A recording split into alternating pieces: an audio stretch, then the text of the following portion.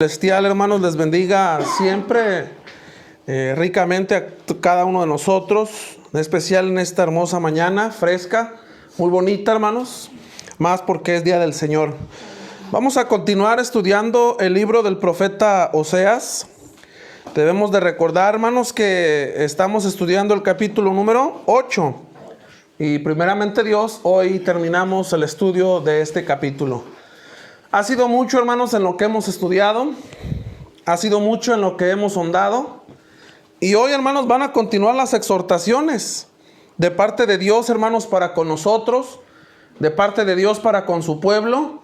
Y ojalá, hermanos, que siempre que leamos el libro de Oseas nos recuerde las exhortaciones de nuestro Dios. ¿Quién no se acuerda, hermanos, de los jalones de orejas que nuestros padres nos dieron cuando éramos jóvenes? ¿No se acuerdan, hermanos? Sí, ¿verdad? A lo mejor con grandes errores que tuvieron nuestros padres, ¿verdad? Pero hubo consejos, hubo regaños, a su modo. No podemos juzgar, hermanos, nosotros a nuestros padres, ¿verdad? Solamente el que los va a juzgar es Dios. ¿Por qué estoy diciendo esto, hermano? Porque hay momentos donde te recuerda esas situaciones, esos acontecimientos, en donde viene la nostalgia, ¿verdad? Donde te acuerdas, y más quienes ya no tienen a sus papás, a papá, a mamá, y te acuerdas de esas enseñanzas, de esos regaños. Bueno, ojalá, hermanos, que cuando volvamos a leer el libro del profeta Oseas, de la misma manera nos recuerde la exhortación de parte de Dios para con su pueblo. ¿Para qué, hermanos? Para que de antemano nosotros no caigamos en ese grave error que cometieron el pueblo. Podemos decir, ¿verdad? Podemos decirnos, no, hermano, yo no. Bueno, muchos países así dijeron, ¿verdad? Que a ellos no les iba a pegar el virus. Y ahora está el virus en esos países, ¿verdad? La persona que dice, no, hermano, yo no, es una persona que miente, hermano. Sí, pues ciertamente le va a llegar tarde que temprano. Hay que prepararnos para esta situación. El pueblo de Israel, hermanos, y no podemos dejar, no me dejarán ustedes mentir, quienes hemos leído el Antiguo Testamento. El pueblo de Dios ciertamente estaba un poquitito, hermanos, más enfocado. ¿Conocían la ley de memoria o no? Instruidos desde niños, hermanos. Muchos de nosotros no hemos sido instruidos desde niños. Gloria a Dios que hay generaciones aquí de nuestros hijos que nacieron en el cristianismo, ¿verdad? En mi caso, quienes nacieron del cristianismo fueron estas niñas, ¿verdad? Arely y Sarita. Alex y Sergio estaban muy pequeños. Pero bueno, en los judíos no, hermanos. Todos ellos, toda la línea, o sea, la descendencia, todos eran judíos. Y sabían de Dios, sabían de la ley, conocían la ley oral, conocían la ley escrita. Y aún así, con todas esas cosas, ¿qué pasó? Fallaron, pecaron, hermano. Pecaron delante de Dios. Ahora, para cerrar el capítulo 8, vamos a ver, hermanos, una adoración vana. Ese es el último tópico que tiene el capítulo número 8 del libro del profeta Oseas. Lamentablemente, hermanos, hoy en día, existen adoraciones vanas, huecas. La palabra vana es lo que significa, hermanos, hueca, vacía, sin significado, inútil. A veces pensamos que podemos hacer las cosas y que estamos haciendo las cosas bien delante de Dios. En muchas sectas y religiones, hermanos, hay gente muy honesta, pero gente desinformada. Gente que piensa, hermano, que lo que está haciendo está bien delante de Dios. El bajar una virgen como ahorita, ¿va? Que suben los ídolos a los helicópteros y los andan paseando por todas partes que para que el virus se vaya. Muchos de ellos son honestos, ¿o no, hermano? ¿Verdad que sí? Conocemos personas de algunas sectas que son honestos en cierta manera, pero les falta el conocimiento de la Escritura. El pueblo de Dios, hermanos, ciertamente estaba pasando esta situación. Tenían una adoración o estaban efectuando una adoración que no iba a ser válida delante de Dios. Porque con ello, hermano, te darás cuenta y enseñarás a la gente que no toda adoración es recibida por Dios, hermanos. Notemos lo siguiente en estos versículos, versículo 11 al 14. Dice lo siguiente: porque multiplicó Efraín altares para pecar. Tuvo altares para pecar. Le escribí las grandezas de mi ley y fueron tenidas por cosa extraña. En los sacrificios de mis ofrendas sacrificaron carne y comieron. No los quiso Jehová, ahora se acordará de su iniquidad y castigará su pecado. Ellos volverán a Egipto. Olvidó pues Israel a su hacedor y edificó templos. Y Judá multiplicó ciudades fortificadas. Mas yo meteré fuego en sus ciudades, el cual consumirá sus palacios, hermanos. Dice las Sagradas Escrituras de esta manera. Bueno, hermanos, pues ahí ahora tenemos lo último del capítulo número 8. ¿Qué hizo Efraín? ¿Qué hizo el pueblo de Dios? Multiplicaron la supuesta adoración, hermano. Multiplicaron la supuesta adoración. Note lo que dice ahí en el verso 11 al inicio. Porque multiplicó Efraín altares. Oye, hermano, parece que estaban más espirituales porque estaban edificando muchos altares, muchos. Pero dice ahí que los edificaron ¿para qué? Para pecar. Para pecar. ¿Por qué, hermanos? ¿Por qué pecaron al fructificar? Como decir hoy nosotros, ¿saben qué, hermanos? Vamos a iniciar muchas obras. Ya el hermano Abel predica, el hermano Fidel, el hermano Eleuterio, el hermano Asael, muchos proyectos. Vamos a iniciar muchas obras, hermano. ¿Cuál es el pecado que notamos aquí en el versículo 11? Porque no estaban enseñando de acuerdo a la palabra. Ok. De acuerdo a la ley, dice ahí. Muy bien. ¿Algo más, hermanos? La adoración fue a su propio conocimiento y no basados en la palabra. Y la adoración, hermanos, recordemos que en cierta manera Jeroboam, acuérdense de este hombre, el rey, este rey, ¿verdad? ¿De dónde era el rey? ¿Del norte o del sur? Norte. Del norte, ¿verdad? Como tenía miedo que los del norte fueran al sur, porque ¿dónde estaba Jerusalén? ¿En el norte o en el sur? En el sur. La Escritura mandaba, hermanos, que el único lugar de adoración era Jerusalén, Salmo 150. Ahí lo dice, hermanos, los instrumentos que se usaban y la exclusividad de adoración. Hoy, hermanos, no hay exclusividad. Si se fijan, aquí estamos reunidos hoy, ¿verdad? Por esta cuestión, aquí estamos reunidos hoy. Pero no hay ahora un lugar específico. En aquel entonces sí lo había. Pero Jeroboam dijo, no puedo dejar a mi pueblo que vaya a ese lugar, porque luego van a regresar al reino del sur y me van a aniquilar a mí. Entonces Jeroboam, ¿qué hizo? Levantó los altares, hermanos. El reino del norte fue quien se encargó, hermanos, de multiplicar los altares en muchos lugares, en muchas partes. No únicamente adoraban ídolos en los altares que Jeroboam había establecido originalmente, hermanos. También, siguiendo el ejemplo de Jeroboam, ¿qué hicieron? Erigieron altares, idolátricos en lugares altos. ¿En dónde? Cuando digo toda la tierra, estoy hablando en el sentido del reino del norte. En todas esas partes, hermanos. Siguieron el ejemplo de Jeroboam, su rey. ¿Por qué? Porque si el líder lo hace, como dijéramos hoy, oye, el predicador se avienta unas frías, se pone cloc cloc, pues yo también, ¿verdad? Pues si el predicador lo hace, ¿qué? Pues yo también, ¿o no, hermano? ¿Verdad? Porque los líderes somos el ejemplo, hermano, para quienes vienen detrás de nosotros. Entonces, si Jeroboam lo hacía, también lo hacía el pueblo. Estos altares, hermanos, eran aparentemente para adorar ¿a quién? Al Señor. O tuvieron la intención de promover la adoración de otros dioses, hermanos. ¿Sí? Y simplemente fueron para nada más que para pecar. ¿Por qué era considerado esto como pecado? Volvemos a hacernos la pregunta. ¿Por qué, hermanos? Bueno, ciertamente los altares fueron construidos, hermanos, para hacer expiación por el pecado, ¿o no? ¿Se acuerdan de las clases que hemos tenido, hermanos, acerca de la doctrina básica? El hermano Nicolás ya nos enseñó un poquito acerca del tabernáculo, ¿verdad que sí? Y vemos ahí que se construyó, se levantó, hermanos, porque Dios así lo pidió, un altar ¿de qué? Del sacrificio. ¿Para qué? Para hacer expiación. ¿Por qué? Por el pecado. Ya se nos explicó qué es la expiación. ¿Alguien se acuerda, hermanos? Expiar. Es para mitigar. Muy bien, para mitigar el pecado. Para eso Dios levantó ¿qué? Este altar, hermanos. Para calmar la ira de Dios, para mitigar, para hacer que la ira de Dios se calme. Muy bien. Entonces, en lugar de expiar el pecado, estos hombres en estos altares, ¿lo estaban qué?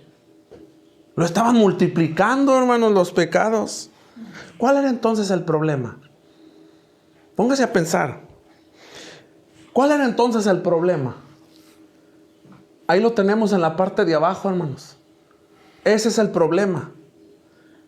El problema no es que el pueblo, en buena manera, en buena disponibilidad, hayan ellos tomado la decisión de levantar muchos altares, ¿verdad? Como vuelvo a repetir, vamos a abrir muchas congregaciones, hermano. Usted se va para allá, el hermano para allá, y todos para allá, y todos para allá. Muy bien. El problema aquí, hermanos, que vemos es que Dios había, ¿qué dice ahí? Había decretado que había de haber, ¿qué? Únicamente un lugar, un altar. ¿Y dónde estaba?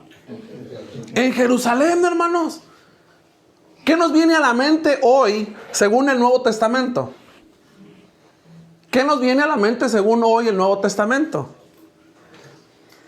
Si adoramos con instrumento musical. Muy bien.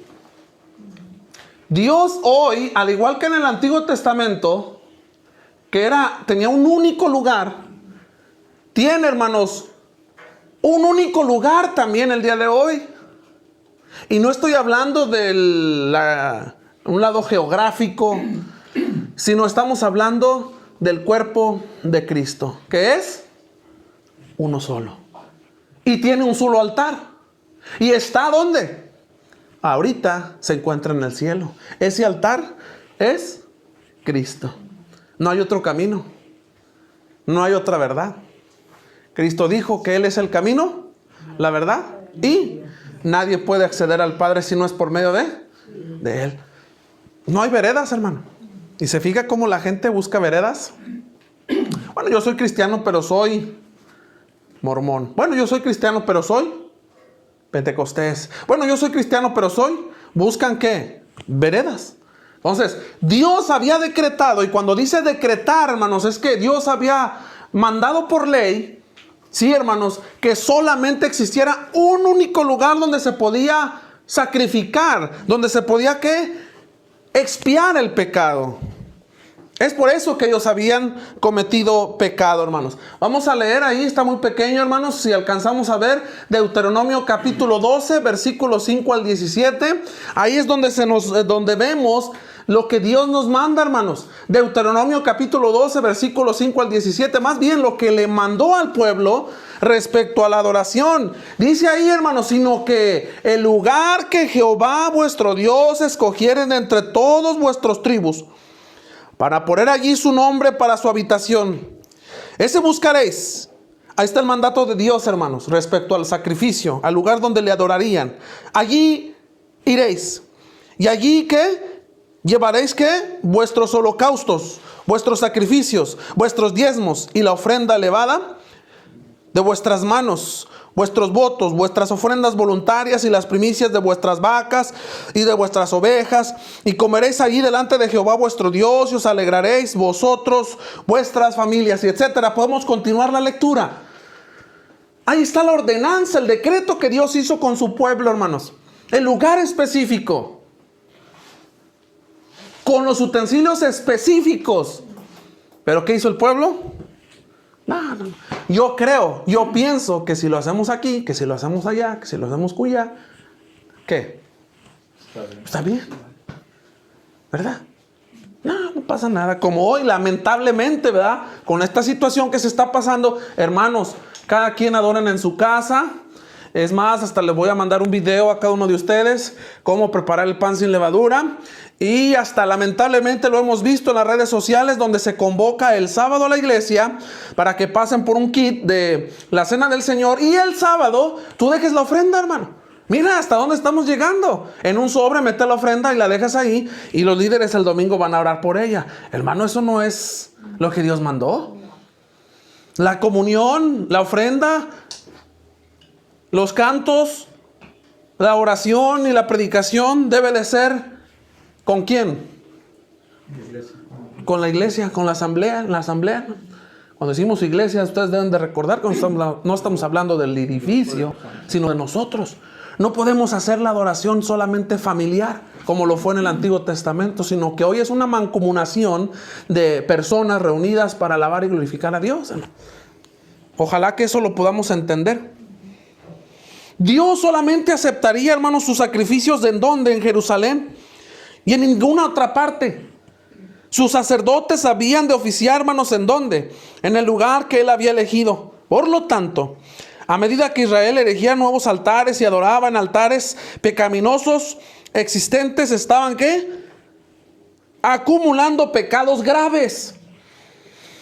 Porque hasta habían levantado sacerdotes apócrifos. No podían haber sacerdotes fuera de Jerusalén, hermano. No podían existir en ningún lugar. Siguiente versículo, versículo 12. Dice la Escritura, hermanos, le escribí las grandezas de mi ley. Este versículo da tristeza, hermanos. Se pone la piel, dicen por ahí, de gallina. ¿Por qué, hermano? ¿Por qué dicen piel de gallina? Se pone chinita. ¿Por qué? Porque Dios les escribió, al igual que a nosotros, las grandezas de la ley. ¿Y cómo fueron tenidas las palabras del Señor? ¿Como cosa? ¿En verdad, hermano? ¿No se supone que sabían la ley? ¿No la sabían hasta de memoria? ¿La recitaban, hermanos, de memoria cuando se levantaron los lugares donde se leía la ley? ¿No la sabían de memoria? Claro que sí.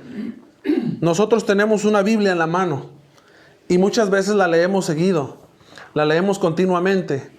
A veces no tan continuamente, pero sí la leemos, ¿verdad que sí, hermanos? Sí.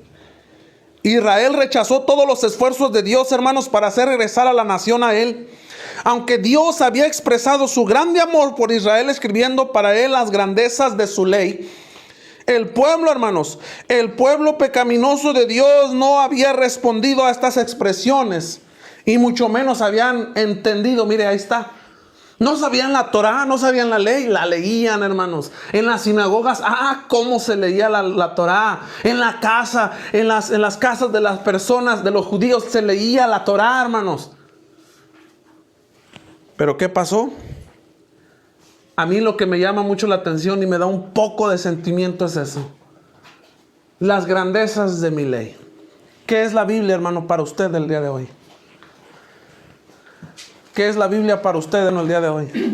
Es la grandeza de la ley. La grandeza de la ley. Los mandamientos. Todo, hermano. Todo está ahí. Pero la leemos, la lee el hombre.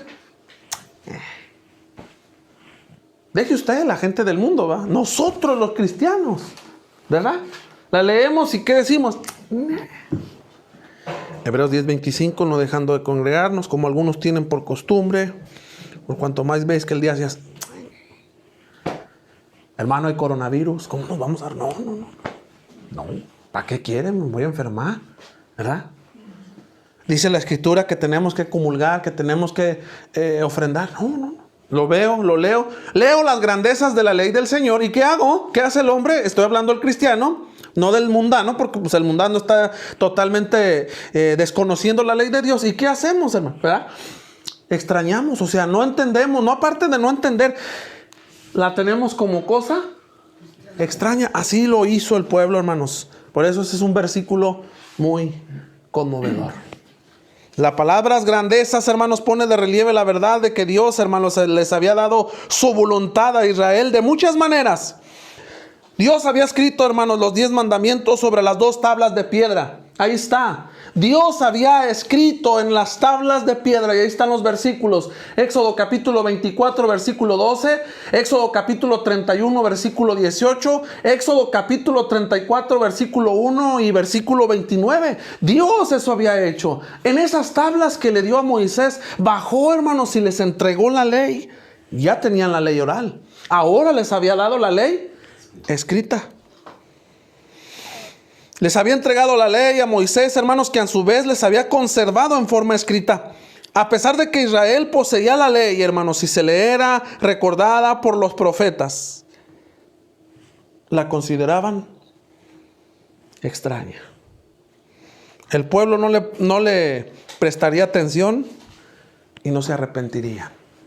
Cuando algo nos parece extraño a nosotros, ¿le ponemos atención, hermano? No, lo descartamos, ¿verdad que sí? ¿Lo hacemos qué? A un lado. Así fue el pueblo. Al hacerse la palabra de Dios extraña, la hicieron a un lado. Qué terrible, ¿verdad, hermanos? Qué triste. ¿Y sabe por qué me conmueve este versículo? Porque muchos han venido a los pies de Cristo. Si contáramos a todos los que se han bautizado, hermanos, desde que hemos trabajado en estos lugares, desde que el hermano Nicolás ha trabajado en estos lugares, un servidor, ciertamente en el lugarcito donde nos reunimos, ¿cupiéramos, hermano? No. ¿Pero qué pasó? Muchos desconocieron, vieron la palabra como ¿qué? Cosa extraña. ¿Y qué hicieron? Dice ahí, no le prestaron atención. Ojalá, hermanos, quiera Dios, o más bien nosotros, ¿verdad? Porque Dios sí quiere que nosotros no seamos uno más. Porque puede pasar o no. Sí, puede pasar. Por eso acuérdese, nunca hay que decir yo no. Nos puede pasar, hermanos, también el día de mañana desconocer la palabra de nuestro Dios. Siguiente versículo, versículo 13. Dice ahí, hermanos, la palabra de nuestro Dios. En los sacrificios de mis ofrendas sacrificaron carne y comieron, no los quiso Jehová. Ahora se acordará de su iniquidad y castigará su pecado y ellos volverán a Egipto. Note lo que está ahí escrito. Así como Israel multiplicó los altares, hermanos, también se multiplicaron, se gustó de las ofrendas de los sacrificios. Mas ciertamente no lo hicieron de la manera correcta. Por ejemplo, hoy en día podemos decir, ¿cuáles son los sacrificios hoy en la era cristiana, en el Nuevo Testamento? ¿Cuáles son los sacrificios que le agradan a Dios? Mencióname nada más dos. Dos, hermanos. Dos sacrificios que menciona la Biblia que a Dios le agradan hoy. En el antiguo pacto era el sacrificio literalmente de animales, de corderos sin mancha, perfectos, ¿verdad? Hoy, ¿cuáles son los sacrificios que a Dios le agradan que nosotros hagamos para Él? Número 1. Cantar, muy bien, excelente. ¿Qué más? Oración. La oración, ok. ¿Qué sacrificios tan grandes? Son bellísimos, hermano. Pero, fíjese lo que podemos hacer. Podemos hacerlos, pero no por la razón correcta. ¿Verdad? Otro de los sacrificios, añadiría el tercero, es lo que ahorita vamos a hacer, ¿verdad? Ofrendar. Lo podemos hacer de la manera no correcta. ¿Cuál es la manera no correcta del ofrendar, hermano? Entregarnos de corazón. Muy bien, yo puedo decir, hermano, pero yo voy a ofrendar 3,000. A ver, ¿quién va a ofrendar 3,000 el día de hoy? Nadie, ¿verdad? No, pero suponer, yo voy a ofrendar 3,000. ¿Por qué? Porque yo leí en la Biblia que si yo doy, ¿voy a qué? A recibir. Esa no es la manera correcta, hermano. Es que la Biblia dice que si yo doy, como siembro, ciego. No, pues voy a dar todo mi sueldo para que Dios entonces me lo multiplique. Esa no es la manera correcta. ¿Por qué no era la manera correcta de que ellos ofrecieran sacrificio?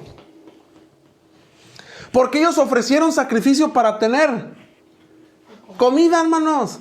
¿Sabe usted que cuando esto sucedió, mucha gente estaba muriendo de la enfermedad que hoy conocemos como la gota? Porque les encantaba el cabrito. ¿A alguien le gusta el cabrito? ¿Alguien ha comido cabrito, hermano?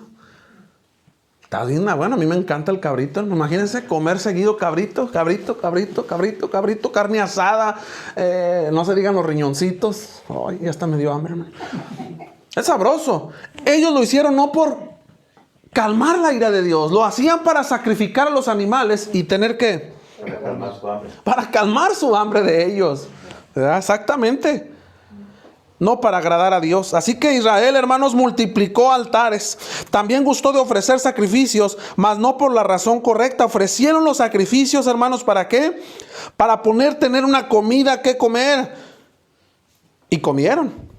No para agradar a nuestro Dios. En la sociedad israelita, hermanos, antigua, la persona promedio rara vez comía la carne. En las ocasiones especiales, cuando un adorador traía un animal como ofrenda de paz del Señor, una ofrenda en la que parte del animal era quemada en el altar y parte era consumida por el adorador y otros.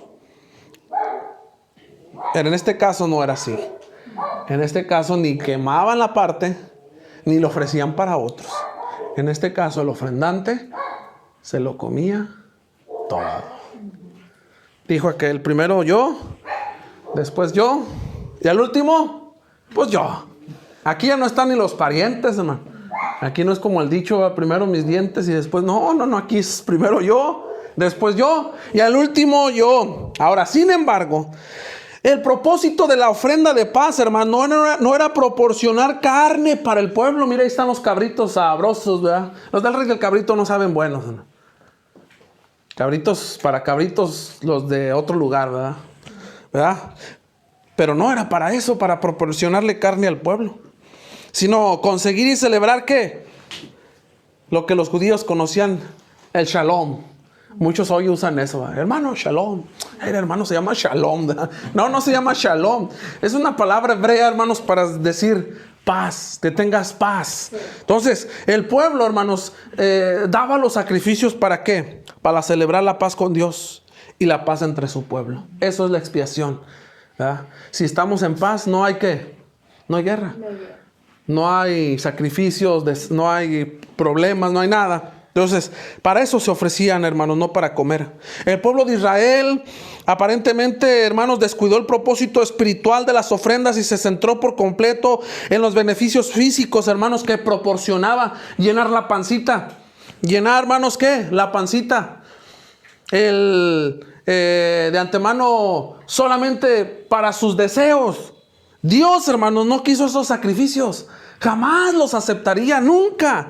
El resultado del rechazo de Israel de los preceptos de Dios, hermanos, y su burla del sistema de sacrificios de Dios, era que el Señor se acordaría ¿de qué? De esa iniquidad. Y Dios se va a acordar de nuestras iniquidades, hermanos, cuando nosotros también hagamos lo mismo que el pueblo. Ay, es que la semana pasada ofrendé 20, hoy voy a ofrendar 200 para que Dios me multiplique. Dios se va a acordar de esas iniquidades cuando no lo hacemos de corazón, hermanos. ¿Sabe, hermano, que hasta hay iglesias que en diciembre ponen el ofrendón? Sí, hermanos, que les dan aguinaldo. Así que cada miembro tiene que ofrendar bien. Oye, espérate, ya es una condición, ¿no cree? Claro, tú y yo sabemos que según hayamos prosperado, si yo ahorita vendo un carro, ¿he prosperado o no? Si yo vendo una casa, ¿he prosperado? Yo no tengo que alguien me venga y me lo diga. Yo tengo que de ahí dar, hermanos. El hecho de que Israel volviera a Egipto, hermanos, según lo que dice este versículo, no es literalmente que iba a regresar a Egipto, de donde salieron por la mano dura de Moisés, sino más bien esta es una interpretación simbólica de decir que ellos volverían a hacer lo que estaban en Egipto o lo que hicieron en Egipto. ¿Qué eran en Egipto el pueblo de Dios? Esclavos. Entonces ellos volverían a ser esclavos. ¿Ahora dónde? Literalmente ¿dónde? Esclavos del pecado. Muy bien, pero literalmente serían esclavos ¿dónde? De los asirios. Los asirios los tomarían y los llevarían esclavos. Por eso dice ese versículo en esa parte. Versículo 14, hermanos, para estar llegando al final de esto.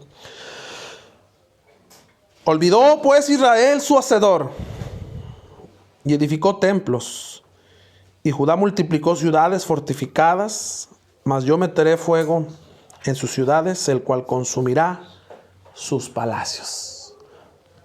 Una triste realidad, y este es un triste final. Dicen los cines, ahorita pusieron un eslogan, ¿verdad? Afuera, que los cines nos enseñaron a que toda película, todo cuento tiene un final feliz. Pues no, aquí no es un final feliz, hermano, del capítulo número 8. ¿Por qué? Porque Israel, o sea, el reino del norte, ahí está. Aquí está el reino del norte y el reino del sur. El reino del norte y Judá, el reino del sur eran semejantes, hermanos, en que habían rechazado el conocimiento, habían olvidado a su Dios. A nuestro Dios se le refiere a él, hermanos, como su hacedor. ¿Por qué su hacedor? ¿Por qué? Por el creador. Porque él fue el creador, porque él es el que les había dado ¿qué? Vida.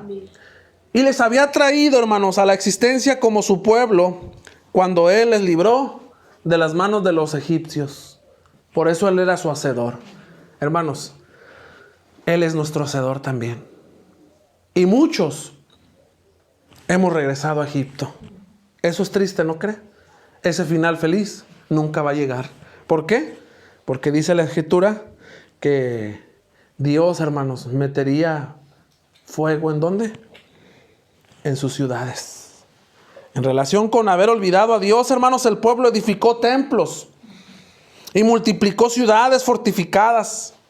El hecho de haber olvidado por completo a Dios, hermanos, podría estar relacionado, hermanos, con la construcción de sus palacios y fortalezas de dos maneras.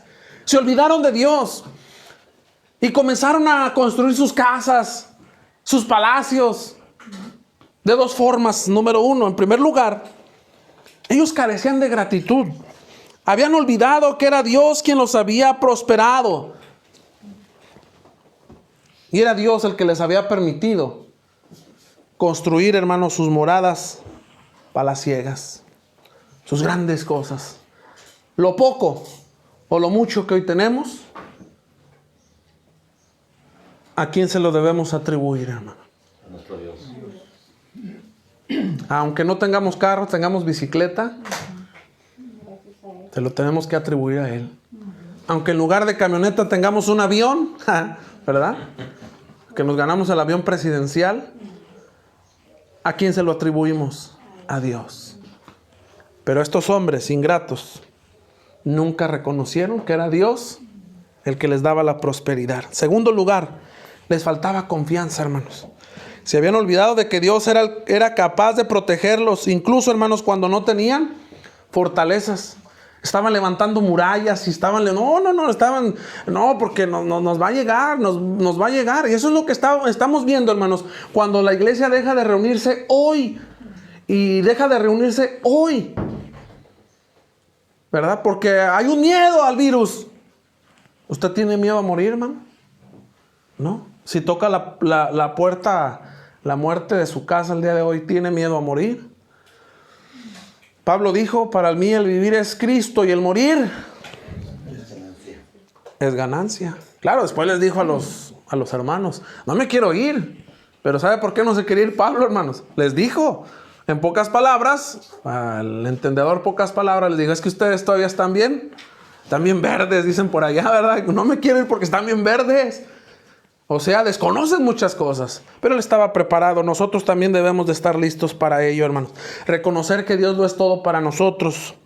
Esas magníficas estructuras, hermanos, esas casas, esos lugares tan espléndidos, llenos de prosperidad, llenos de cosas, Dios los castigaría, hermanos, a ese pueblo por sus pecados, enviando fuego sobre ellos. ¿Qué pasa con las casas, hermanos, cuando empieza el fuego? Yo recuerdo que cuando estuve, aunque usted no lo crea ni lo vea, yo estudié en el colegio, en el heroico colegio de bomberos en la ciudad de San Luis Potosí. Y hermanos, ahí cuando estábamos en el laboratorio del fuego, ¿cuánto tiempo cree que tarda para que una casa se queme de una planta?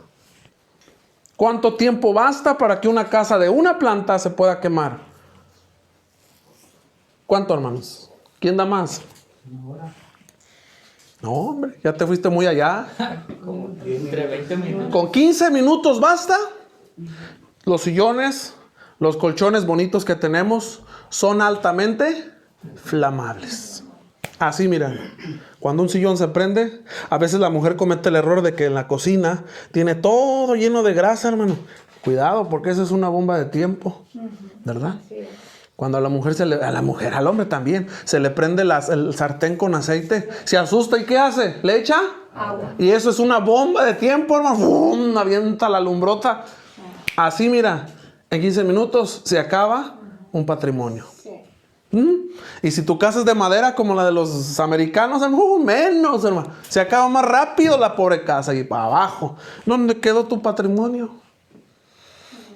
Y luego vamos con Infonavit. Oye, vengo por el seguro, sí, pero no aplica el seguro porque tienes vencida 3 mensualidades. Ya valió. ¿Y nos quedamos dónde? En la calle. Nos quedamos en la calle, hermano. Oye, traigo un carro y se me quemó, pero no traigo seguro. Ya valió. Hermanos, así le pasó al pueblo. Literalmente sus ciudades fueron, ¿qué? Consumidas por fuego. Podemos leerlo en los versículos, en el capítulo 10, verso 14. Ahí tenemos algunas, no son los lugares donde ellos vivían, pero estas son mansiones, hermano. Miren, ¿en qué quedaron? Nada. Pablo le dice a Timoteo que ciertamente así como llegamos, así nos vamos. ¿Cómo llegaste, hermano? Sin ropa. Hasta sin ropa. Cuando morimos hasta nos compran ropa, ¿verdad? Nueva. ¿Por qué no me la compraron, hermano, cuando estaba en vida? ¿Verdad? Van y me compran un Calvin Klein de tacuche. Me compran unos zapatos de charol de esos. Y cuando estuve en vida no me regalaron ni un short, ¿verdad? Pero bueno, así es la vida. Pues ni siquiera la ropa que traemos puestos ahí en ese momento nos vamos a llevar. Esta gente le pasó eso, hermanos. Se acabó todo. Y viera cuánto lloraron porque no tenían ahora sus propiedades. En el capítulo 8, hermanos, el pueblo de Dios puso su confianza ¿en qué? En las cosas que habían hecho en lugar de ponerlas ¿en quién? En su hacedor. Oh, mira la grande casa que tengo. Oh, mira los caballos que tengo. Oh, mira todo lo que tengo gracias a mí. Habían hecho reyes, habían hecho ídolos, alianzas, altares, sacrificios, palacios y habían hecho grandes fortalezas, hermanos. ¿Todos entienden lo que era una fortaleza, hermano? Fuerza. Habían hecho fuerza, ejército, habían amurallado la ciudad, hermano, para que los enemigos no pudieran entrar. Al mismo tiempo, habían rechazado la ley y el pacto, hermanos. Esto es una relación con Dios. Y al haber rechazado eso, la mayor de las protecciones, la protección divina, ¿qué pasó? Se fue abajo. Como resultado de ello, hermanos, estaban condenados a la destrucción. El mensaje de Oseas nos habla a los del mundo moderno hoy en la actualidad, que con todos nuestros avances tecnológicos y científicos a nivel personal, es tentar, hermanos, es tentador para que nosotros confiemos en las cosas que hemos hecho o conseguido. Porque te acuerdas tu pasado cuando no tenías nada. Y es tentador, hermanos, decir y vanagloriarnos, ¿verdad? Decir, ahora lo que tengo es gracias a mí. Pero no, hermanos, recordemos lo que le pasó a este pueblo. Tenemos que resistir esa tentación. A pensar, hermanos, que somos dueños de nuestro propio destino, todos nosotros. Relegando a Dios a la periferia de nuestras vidas, poniéndolo a nuestro alrededor. Como cristianos, hermanos, tenemos que recordar cada uno de nosotros que la verdadera seguridad se encuentra únicamente en una relación de fidelidad ¿con quién? Con Dios, por medio de su Hijo Jesucristo. La salvación, hermanos, no puede comprarse. La salvación no puede ganarse, ni hacerse, ni lograrse por nuestros propios méritos.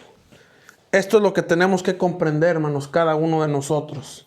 Esto es lo que tenemos que entender, que nos deja como ejemplo lo sucedido con el pueblo de Dios en el capítulo número 8. Y aquí terminamos. Nuevamente vuelvo a repetir. Lamentablemente aquí no hay un final feliz. Es un final triste, donde se queda el pueblo en la calle. Hace algunos años, hermanos, aquí en un sector, conocimos una señora que de la noche a la mañana se quedó sin nada. Se quemó su casa, sus hijos estuvieron a punto de calcinarse adentro y se quedó sin nada, se quedó en la calle. Así se quedó el pueblo. Se quedó sin protección de Dios, se quedó y ellos pensaban que nadie, hermanos, nadie iba a poder penetrar. Ellos pensaron, hermanos, que su prosperidad iba a durar para siempre. Y nada, todo se acabó así de rápido, hermanos. ¿Por qué? Vuelvo a repetir. Porque la protección divina la dejaron a un lado. Como el dicho de aquella mujer, ¿verdad? Que su madre le dijo a la joven que se iba a la parranda. Le dijo, mija, que Dios te acompañe. Y la mujer dijo, pues si cabe, que se vaya ¿a dónde? En la cajuela. ¡Ja! Sí, hermano, ¿verdad? Y todos conocemos la analogía de esa situación, el accidente, y al único que no le pasó nada fue a la cajuela. Entonces, ciertamente, hermanos, esta lección nos queda ampliamente a todos nosotros comprender que los designios de Dios es: aquí estoy para protegerte, pero Él no nos va a proteger a la fuerza, hermanos. Él nos va a proteger, nos va a cuidar, nos va a auxiliar, nos va a bendecir cuando nosotros tenemos comunión, conexión, ¿con quién? Con Él. ¿Alguna pregunta, hermanos, o comentario que hacer en esta hora respecto a la clase? ¿Algo que decir, hermanos? ¿No? ¿Todo bien? Pues bueno, me vino más de